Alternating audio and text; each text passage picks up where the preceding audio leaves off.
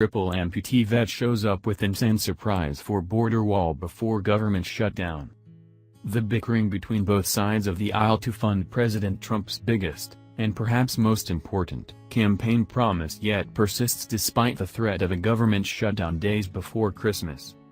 The left refuses to loosen their grip just a bit to compromise on this necessary protection for our country.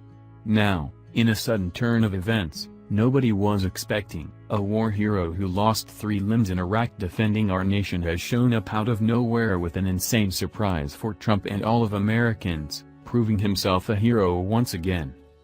Brian Colfax Jr. fought hard for our country as a senior airman in the U.S. Air Force, which resulted in the sacrifice of both of his legs and his dominant arm. Despite his level of amputation after being struck in a rocket attack from the enemy, Brian's will to not just live but thrive in life after, got him through grueling recovery and rehabilitation, making him the incredible business and family man he is today. As a passionate believer in the necessity of the wall to protect the citizens of our nation from the infiltration which consistently pours in, Brian took matters onto himself in a time when it matters most. He doesn't want to see the government shut down at Christmas time, but more importantly, wants America to be safe.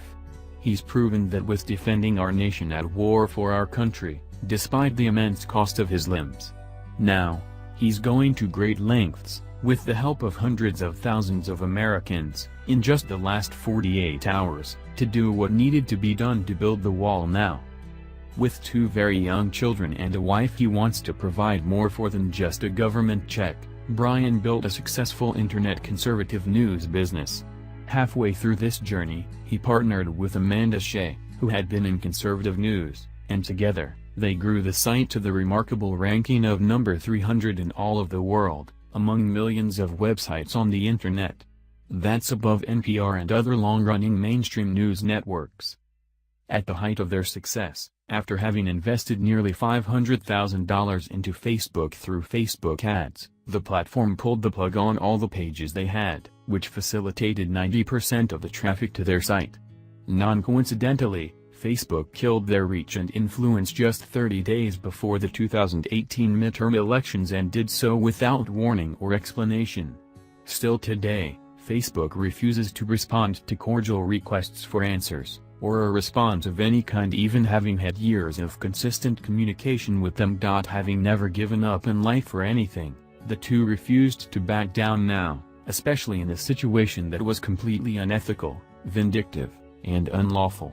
They've taken the case to Washington, D.C., obtained the most skilled and respected legal representation in the country to fight social media censorship. But now, Brian has expanded his fight for our rights beyond just this one area. Americans' safety and protection is just as important to him, if not the most critical issue the nation is facing right now. Proving that, he's putting his efforts where his convictions are, raising money for the border wall that Democrats in the House are so adamant about not having. In just 48 hours, this border wall fund has already amassed $182,000, at the time of this writing, and is growing in the thousands by the hour, thanks to the donations of passionate Americans who want a wall as much as he does. This is certainly not what Chuck Schumer and Nancy Pelosi were expecting to happen. Although it's going to take a lot more than